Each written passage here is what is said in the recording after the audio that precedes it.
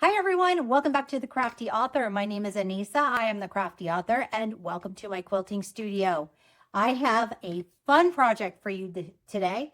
It is the week before Christmas and I still have a few things that I need to make and get done for some people in my family. I'm going to show you how to do probably the quickest and most useful Christmas gift that you've ever made for someone. Here's what you're going to need. You're going to need a pack of charm squares, or you're going to need fabric that you can cut into charm squares. A fat quarter would work for this. Pre-cuts work for this. I've had this pre-cut for a long time, and I thought, instead of just letting it sit around for another who knows how many years, I'm going to use it and make this project with it. Also, we are going to be using the new HTVRONT mini iron that they sent to me. So thank you, HTVRONT, for that. Let's open this up.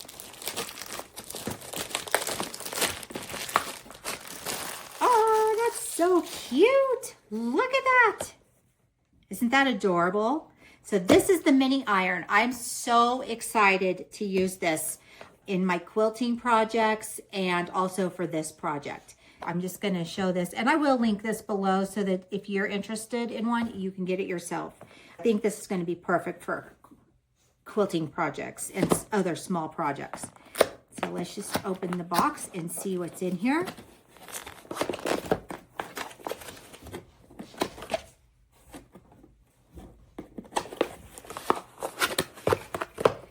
Like we have some mini heat instructions. This is cute. Oh my gosh, this is so mini. It is so cute. Look at that. Isn't that adorable?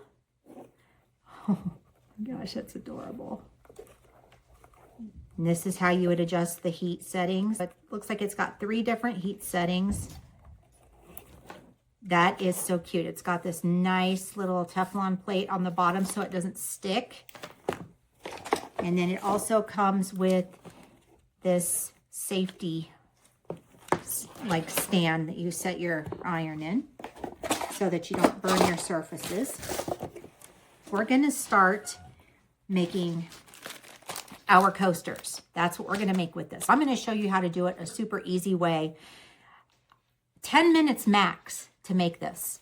You can make a bunch of these, you can bundle them up, and then you can hand them out as Christmas gifts, and everybody's going to love them because everybody uses a coaster. I'm going to open up my charm squares here. And I am using my Missouri Star quilt scissors that they sent me. I love these scissors. If you're looking for a really good pair of sharp sewing scissors, these are amazing. Highly recommend. Sorry, my dog and my cat are playing, so you might hear some of that. What you'll need is 5 charm squares. I'm just gonna randomly pick some out of here and go with it. So there's that one and that one. I'm not gonna have any kind of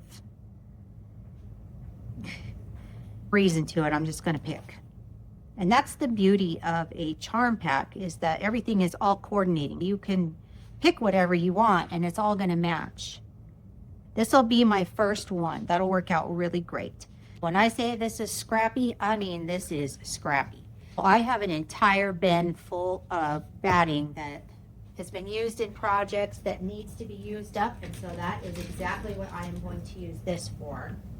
And I am going to use my 5-inch ruler, and I'm just going to cut a piece with my backing. Now I have my 5-inch piece of batting cut out. We're going to start layering our thing. You're going to need to use one as the backing. I'll use the gingham and place that on here like so.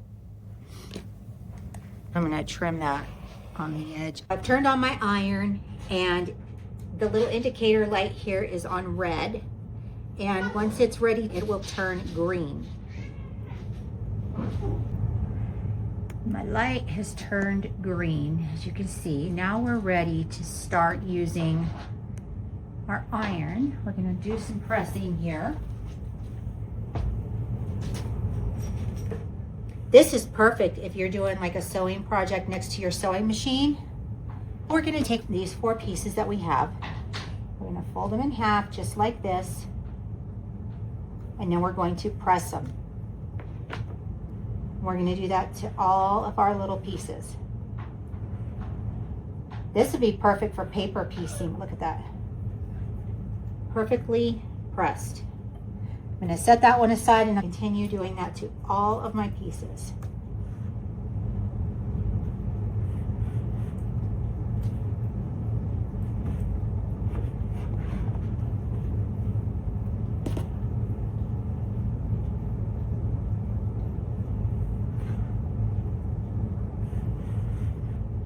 I do have this set on the highest setting. I have it set on 3 because I want my seams to be pressed.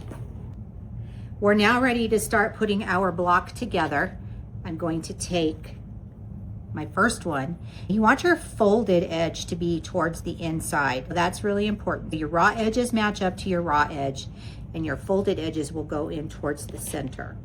I'm going to take this one and I'm going to put raw edge to raw edge, and I'm going to go around like this. And I'm going to put that one raw edge to raw edge. Now we're ready to put our last one on, and we need to get it in here. I'm going to fold this top one back and our other one here and fold that over. Now we have our 4 squares all put together. Now I'm going to take a pin. I am going to put that in there to hold those layers together. Actually, I'm going to use 2 pins.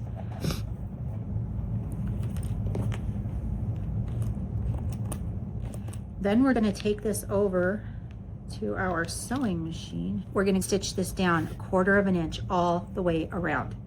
I can take my pins out now because everything is sewn together. I'm going to clip my corners.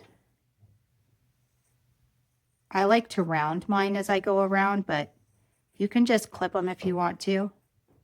You just want to make sure that you're not cutting into your actual seam allowance. All we need to do is flip this inside out. You want to be careful when you're flipping it. I'm going to grab my turning tool, which is right here. And now I'm just going to start pressing these corners out. You just want to be careful when you're pressing them out. You don't want to get too carried away because you can poke a hole in it just like I just did. Be very careful when poking out the holes. That's the second one I've popped out.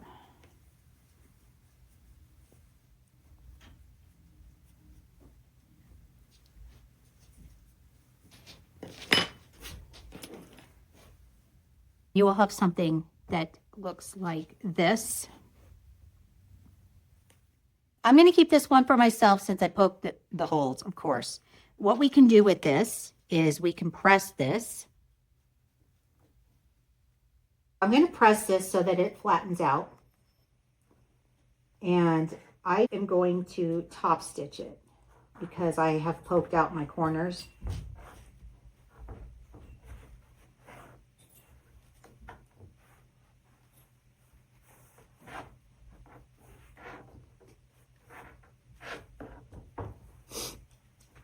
And I will show you what it looks like when you do that. So if you poke too hard, like I did, you'll get something that resembles that. Or that. You want to be careful when you're poking out your corners. I top stitched all the way around. It gives it a nice finish. That turned out really neat. And you can use either side. So that's a major bonus. Now I'm going to finish making the rest of them. I have finished making our coasters. This is the first one we made. That's the back side. You can see how perfectly that works for a cup or a tumbler. This is a pack of 5 of them. This is a Christmas gift that I wrapped up. The lucky person who's going to get this, I think, is going to love it. They are really, really cute. This is the HTVRONT H1 Mini Heat Press. This is so cute. It is so mini, and it comes with this protection guard that you will want to use when you're using the iron, because it does get very, very hot. This is perfect for pressing seams, or if you're doing a paper piecing project, or if you're just doing a really small project and you don't want to turn your big iron on. This is perfect, and it gets hot enough. It'd be a great addition to any quilter's room, and it would be a great addition, especially if you like to go to retreats and things like that. I think it's great. So I will link below in the description box where you can get this iron. I want to thank HTVRONT for sponsoring today's video by sending this. That is it for me today. If you would like to follow me on social media, links are down below in the description box. Don't forget to give this video a thumbs up. If you would like to share it, that's great, because sharing is caring. Don't forget to click the little bell. You'll get notified each and every time that I upload an awesomely cool new video. And keep on crafting. I'll see you guys next time. Have a very, very Merry Christmas and Happy Holidays. Bye.